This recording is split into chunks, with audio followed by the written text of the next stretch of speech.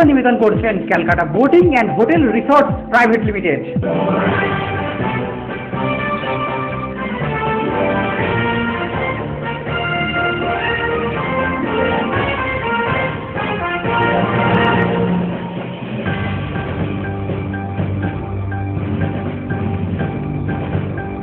নমস্কার, আপনারা দেখছেন খবর কলকাতা। আমি অঙ্কিতা। বিস্তারিত খবরে যাব, কিন্তু তার আগে দেখে নেব এই মুহূর্তের হেডলাইন। নির্বাচনী ইশতেহার অনুযায়ী সমস্ত সরকারি কর্মচারী সংগঠনগুলিকে একই ছাতার তলায় আনল রাজ্য সরকার। কারেন্ট কাণ্ডে মূল অভিযুক্ত মোহাম্মদ ইকবালকে 10 দিনের পুলিশি হেফাজতের নির্দেশ দিল আলিপুর আদালত। সুচেতন মার্কেটের ভয়াবহ অগ্নিকাণ্ডের ঘটনায় স্বজনহারা পরিবারগুলির পাশে দাঁড়ালো রাজ্য সরকার। আজকে বিস্তারিত খবরে, সরকারি কর্মচারীরা সরকারের সম্পদ, আর সেই সম্পদ টিকিয়ে রাখতে ইউনাইটেড স্টেট গভর্নমেন্ট এমপ্লয়িজ ফেডারেশনের আহ্বানে শনিবার নেতাজি ইন্ডোর স্টেডিয়ামে রাজ্য সরকারি কর্মচারী সংযুক্তিকরণ সমাবেশের আয়োজন করা হয়। এদিনের অনুষ্ঠানে উপস্থিত ছিলেন রাজ্যের মুখ্যমন্ত্রী মমতা বন্দ্যোপাধ্যায়, শিল্পমন্ত্রী পার্থ চট্টোপাধ্যায়, শ্রমমন্ত্রী পূর্ণেন্দু বসু, পঞ্চায়েত মন্ত্রী সুব্রত মুখার্জি, মুকুল রায়, চন্দ্রিমা ভট্টাচার্য সহ বিশিষ্ট নেতা নেত্রীরা। সরকারি কর্মচারীদের আরও বেশি প্রাধান্য দিতে রাজ্য সরকার যে যথেষ্ট তৎপর তা আরও একবার প্রমাণ পাওয়া গেল নেতাজি ইন্ডোর স্টেডিয়ামে আয়োজিত রাজ্য সরকারি কর্মচারী সংযুক্তিকরণ সমাবেশের অনুষ্ঠানে। এদিনের অনুষ্ঠানে বক্তব্য রাখতে গিয়ে পঞ্চায়েত মন্ত্রী সুব্রত মুখোপাধ্যায় বলেন,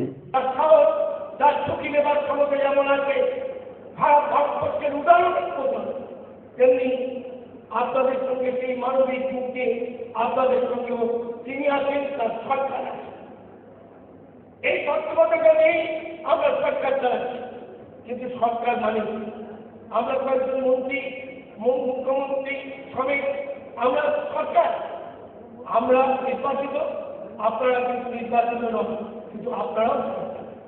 এই সরকার মিলিয়ে সরকার, যদি একটা হাত আমাদের না থাকে তাহলে যেমন অসুবিধা হবে, সরকারের সাথে যদি সরকারি কর্মচারীরা না থাকে তাহলে সেই অসুবিধা। মুখ্যমন্ত্রীর নেতৃত্বে সরকারি কর্মচারীরা যে উদ্দেশ্য তুলে ধরেছেন সেই উদ্দেশ্যকে সাদর অভিনন্দন জানিয়েছেন রাজ্যের মুখ্যমন্ত্রী মমতা বন্দ্যোপাধ্যায়। এদিনের অনুষ্ঠানে বক্তব্য রাখতে গিয়ে তিনি বলেন, যে সংগঠন পথ চলতে শুরু করলো তা যেন থেমে না যায়, সেদিকে লক্ষ্য রাখতে হবে। তার পাশাপাশি তিনি এও বলেন, লিডারের দায়িত্ব এই যে সংগঠন আজকে পথ চলতে শুরু করলো হাঁটি পা করে করে, এইটাকে দৌড়তে হবে কাজের মধ্যে দিয়ে এবং সংগঠনটার মধ্যে দিয়ে। কেউ যেন আপনাদের কোনোদিন আর চ্যালেঞ্জ করতে না পারে যে ইউনাইটেড যে আমাদের স্টেট গভর্নমেন্ট এমপ্লয়িজ ফেডারেশন পশ্চিমবাংলায় তৈরি হলো, তার সকলকে আমরা শুভ নববর্ষ, বাংলা শুভ নববর্ষের আগে ইংরেজি নববর্ষ শুরু হয়ে গেছে, আপনাদের সকলকে আমরা আগাম অভিনন্দন জানিয়ে গেলাম। আমি বিশ্বাস করি দৃঢ়তা, শৃঙ্খলা, কর্মসংস্কৃতি, কাজের উদ্দেশ্য, আদর্শ নতুন করে আপনাদের নতুন পথে দিশা দেখাতে পারবে বলে আমি বিশ্বাস করি। আমার সামনে অনেক সরকারি কর্মচারীরা বসে আছে, আমার দুপাশে গ্যালারিতেও তারা আলোকিত করে বসে আছে, অনেকে দাঁড়িয়ে আছে, বসবার জায়গা নেই, তাও তারা এসছেন। আমি আপ্লুত এবং আমি অভিষিক্ত, এবং আমরা সকলে সুরভিত আপনাদের এই পদার্পণে, আপনাদের এই আগমনে। সকলে ভালো থাকুন। গাড়ির কাণ্ডের অন্যতম মূল অভিযুক্ত মোহাম্মদ ইকবাল ওরফে মুন্নাকে শনিবার কলকাতায় নিয়ে আসেন সিআইডির এক প্রতিনিধি দল। এদিন সকালে হাওড়া স্টেশন থেকে ভবানী ভবনে নিয়ে যাওয়া হয়। এরপর আলিপুর কোর্টের 6 নম্বর জুডিশিয়াল ম্যাজিস্ট্রেটের এজলাসে তোলা হলে বিচারক তাকে 10 দিনের পুলিশ হেফাজতের নির্দেশ দেয়। 12ই ফেব্রুয়ারি গাড়ির নিচে ঘটনা ঘটার পর থেকেই ফেরার ছিল ইকবাল। 23 দিন ফেরার থাকার পর বৃহস্পতিবার রাতে বিহারের ডহরিয়ন থেকে তাকে গ্রেফতার করা হয়। এদিন মুন্নাকে আদালতে তোলা হলে সমর্থকরা বিক্ষোভ দেখাতে থাকে। সূর্যসেন মার্কেটের ভয়াবহ অগ্নিকাণ্ডের ঘটনায় স্বজনহারা পরিবারগুলির পাশে দাঁড়ালো রাজ্য সরকার। শনিবার টাউন হলে মৃত পরিবারের হাতে 2 লক্ষ টাকার চেক তুলে দেন মুখ্যমন্ত্রী মমতা বন্দ্যোপাধ্যায়। পাশাপাশি সাহসী দমকল কর্মীদের 35,000 ও ডাক্তারদের 5,000 টাকার চেক তুলে দেওয়া হয়। মুখ্যমন্ত্রীর এই পদক্ষেপ দমকল কর্মীদেরকে উৎসাহিত করবে তা বলাই বাহুল্য। দেখুন, জিনিসটা হচ্ছে কলকাতা শহর তো 300 বছর পুরনো, আর 8 লাখের উপরে এখানে অথরাইজ প্রেমিসেস আছে, আর ওর থেকে বেশি আনঅথরাইজ। আপনি যদি বলেন 2 বছরের মধ্যে সম্ভব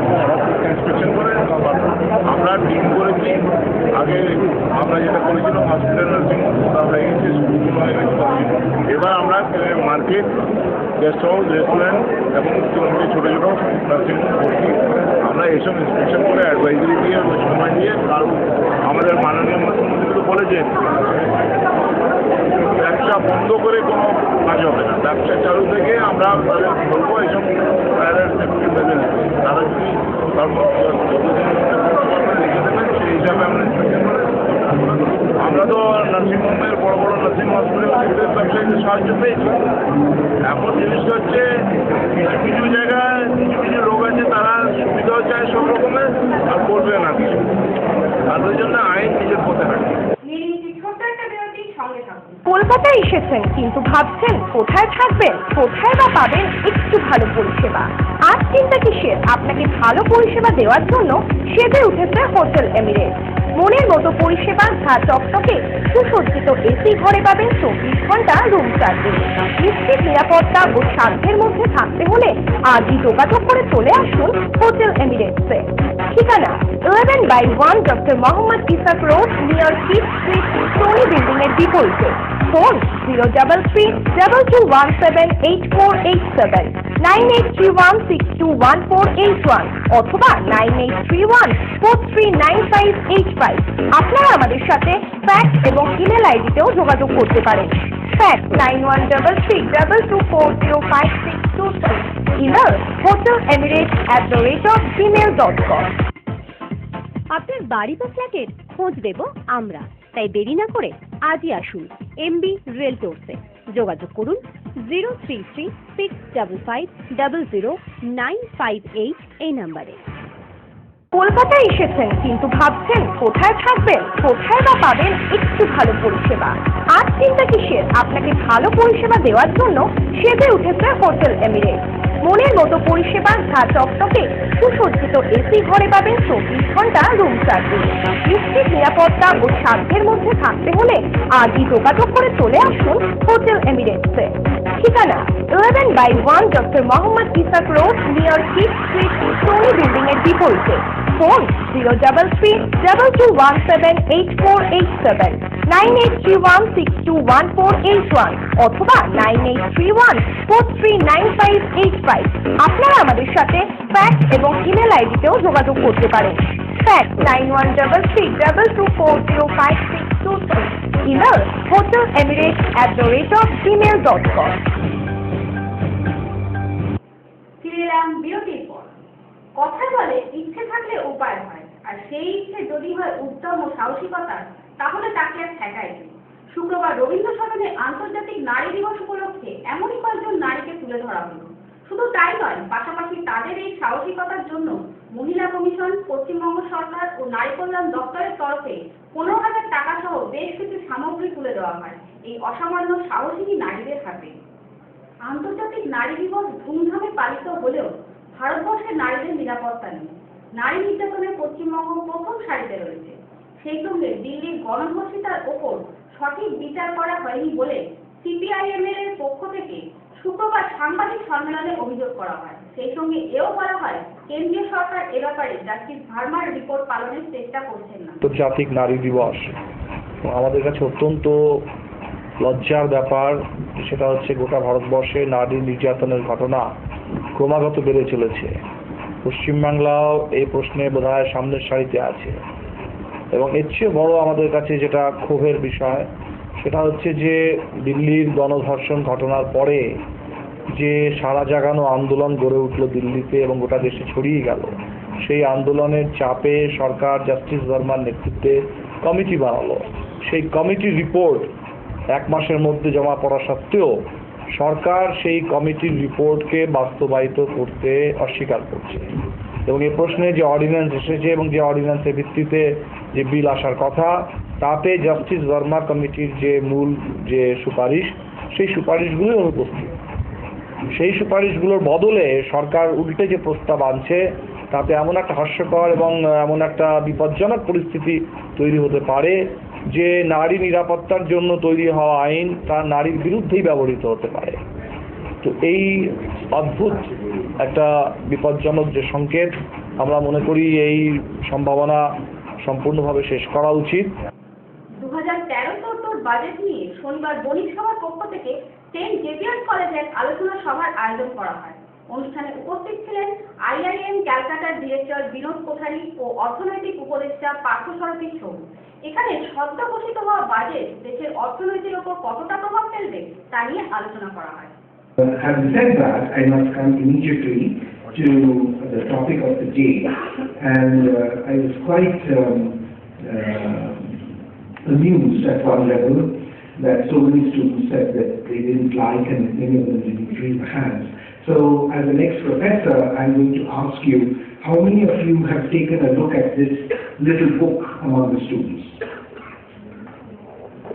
Some time, because it's a very simple document and it has numbers, and maybe some of you are shy to raise your hands because your other students will say that you are bookworms, but and that you are supposed to know everything from just listening to a speech or reading a speech, but the details are always in the numbers, and many of you, I presume here, are from commerce, and so you must know how these numbers are determined, because they are given line by line how the fiscal deficit, revenue deficit, primary deficit are obtained, what are the tax revenue changes, and I myself to this day use pencils to see what ultimately we are doing in terms of our projection.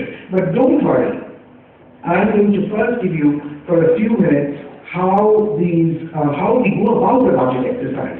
Before I give you some justification of what we've done, I'm not going to say or claim that we all can get out in a budget what each individual of us wants, because it is a mixture of various opinions and various details that ultimately the finance minister and the prime minister and the president and the cabinet consider together.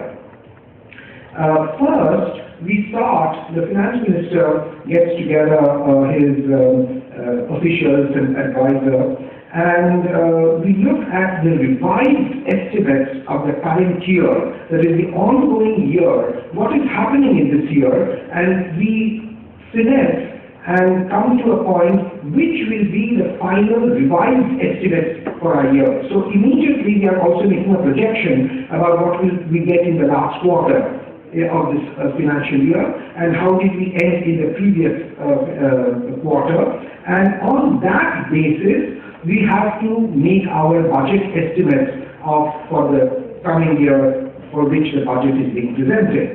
The previous quarter, but we know, for example, that in the last quarter ministries will try to pick up plan for the revised estimate. But it is not just a global view of what we feel is going on, but then, item by item we do it. And similarly, the long plan for budget estimates is what we do. Then we come to the revenue side, having gone through the expenditure side. Why it is important is that if you look at it, the budget estimates, the revised estimate, if you look at budget at a glance, and the plan numbers, let's see, plan. The plan, for example, the budget estimate for 2012-13, that is the year we are just finishing, was 521025. But what we are going to end up with in the revised estimate is 429187. কলকাতায় এসেছেন কিন্তু ভাবছেন কোথায় থাকবেন, কোথায় বা পাবেন একটু ভালো পরিষেবা। আজ চিন্তা কিসের, আপনাকে ভালো পরিষেবা দেওয়ার জন্য সেজে উঠেছে হোটেল এমিরেটস। মনের মতো পরিষেবা, ঝা চকচকে সুসজ্জিত এসি ঘরে পাবেন 24 ঘন্টা রুম সার্ভিস। নিশ্চিত নিরাপত্তা ও সাধ্যের মধ্যে থাকতে হলে আজই যোগাযোগ করে চলে আসুন হোটেল এমিরেটসে। ঠিকানা 11/1 doctor Mohammad Ishaq road, near 5th street, Sony building এর বিপরীতে। ফোন 033-2217-8487, 9831621481 অথবা 9831439585। আপনারা আমাদের সাথে ফ্যাক্স এবং ইমেল আইডিতেও যোগাযোগ করতে পারেন। Fax 913322405623, email hotelemirates@gmail.com। আপনার বাড়ি বা ফ্ল্যাটের খোঁজ দেব আমরা, তাই দেরি না করে আজই আসুন MB রিয়েলটরসে। যোগাযোগ করুন 03365500958 এই নাম্বারে। কলকাতায় এসেছেন কিন্তু ভাবছেন কোথায় থাকবেন, কোথায় বা পাবেন একটু ভালো পরিষেবা। আর চিন্তা কিসের, আপনাকে ভালো পরিষেবা দেওয়ার জন্য সেজে উঠেছে হোটেল এমিরেটস। মনের মতো পরিষেবা, ঘা চকচকে সুসজ্জিত এসি ঘরে পাবেন 24 ঘন্টা রুম সার্ভিস। নিশ্চিত নিরাপত্তা ও সাধ্যের মধ্যে থাকতে হলে আজই যোগাযোগ করে চলে আসুন হোটেল এমিরেটসে। ঠিকানা 11/1 doctor Mohammad Ishaq road, near Kyd street, Sony building এর বিপরীতে। ফোন 033178487, 9831621481 অথবা 9831439585।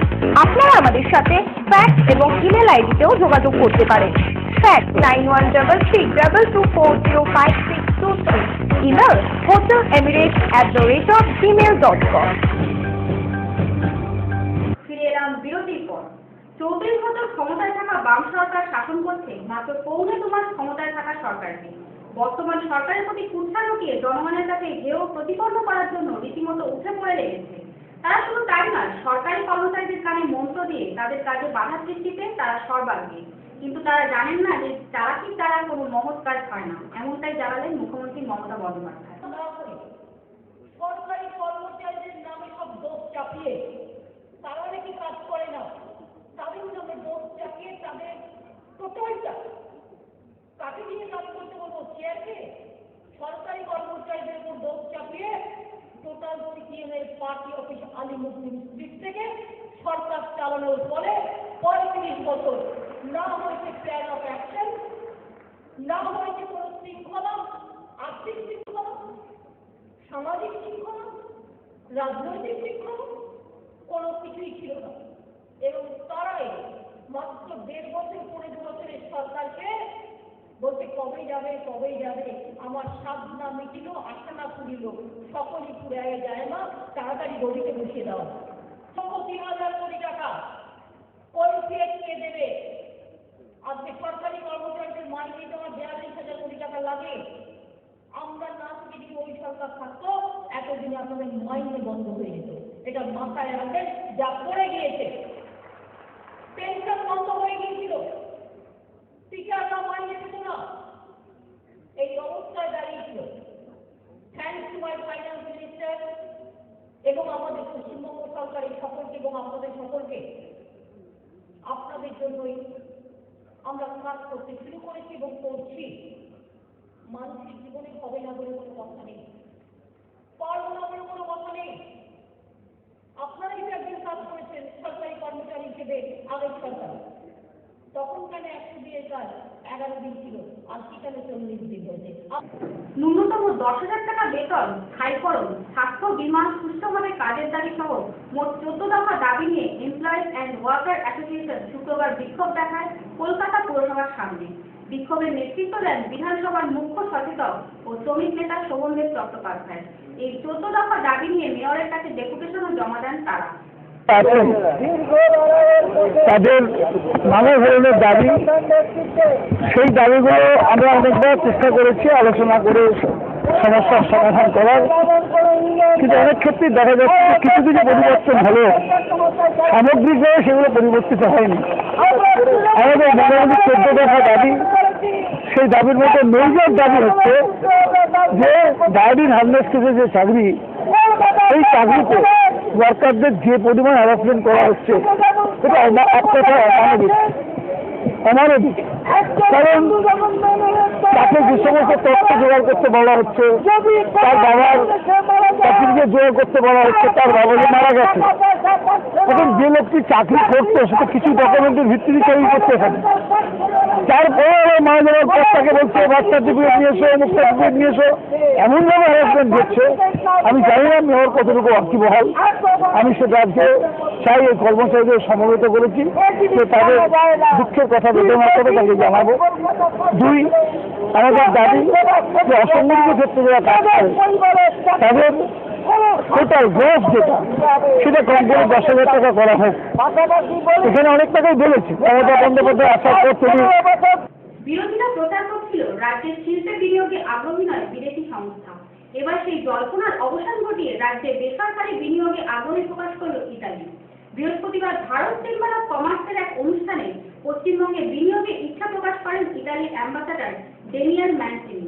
পাশাপাশি এদিনের অনুষ্ঠানে উপস্থিত ছিলেন জুয়েল ম্যানচুরি, সার্জিস চাম্বাস সহ অন্যান্যরা। এ বিষয়ে ইতালির অ্যাম্বাসাডার বলেন, Chairman of the Indo-Italian Chamber of Commerce, Mr. Pare, and then Mr. Vajanka, Mrs. Sharma, and Consul General Menzioni, and Mr. Gattaro, Secretary General of the Indo-Italian Chamber of part of it. Now I'm fluent, but I'm at liberty. You know, it is an honor for me to be before you today, and I do consider a privilege to have been invited by all you to come and speak before you. শুক্রবার বিশ্ব নারী দিবসের এক অনুষ্ঠানে কেন্দ্রীয় সরকারের বিরুদ্ধে বঞ্চনার অভিযোগ আনলেন রাজ্যের মুখ্যমন্ত্রী মমতা বন্দ্যোপাধ্যায়। তিনি জানান, কেন্দ্রীয় সরকার 100 দিনের কাজ চালু করেছে, তার মধ্যে 40 দিনের কাজ হলেও রাজ্যকে এখনো কোনো অর্থ পাঠায়নি কেন্দ্র। তিনি এও বলেন, রেল মন্ত্রকে থাকাকালীন ইউপিএ 2 সরকারের কাছ থেকে কোনো সাহায্য পায়নি। তিনি আরো বলেন, আগামী লোকসভা নির্বাচনে রেল মন্ত্রক তৃণমূলের দখলে থাকবে। 2, আমি রেলমন্ত্রী ছিলাম, আমি কিন্তু রেলমন্ত্রী থেকে গাড়িও নিয়ে 1 পয়সাও খাইনি। I can challenge anybody, anybody can show that he has no. এবং সেলুনটা রেলের কি হয় দেখতে, মানে দোকানে সেলুন না রেলের সেলুন আমি চোখে দেখিনি।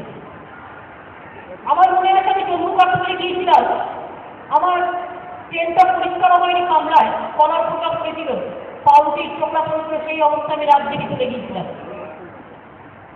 আর এখনো পশ্চিমবঙ্গ সরকারের একটা সাধারণ এমপ্লয়ির মধ্যে চাকরি করি, আমি মাইনেও নিই না, আমি 50,000 টাকা পেনশন পেতে পারি, 7 বার এমপি ছিলাম, নেই না, এখনো নিই, মাইনেও নিই না, গাড়িও নিই না, বাড়িও নিই না।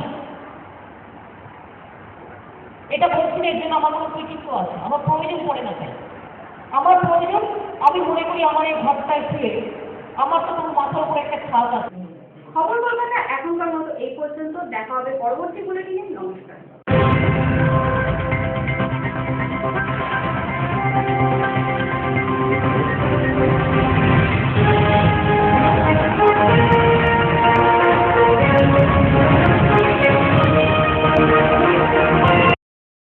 খবর কলকাতা নিবেদন করলেন Calcutta boating and hotel resort private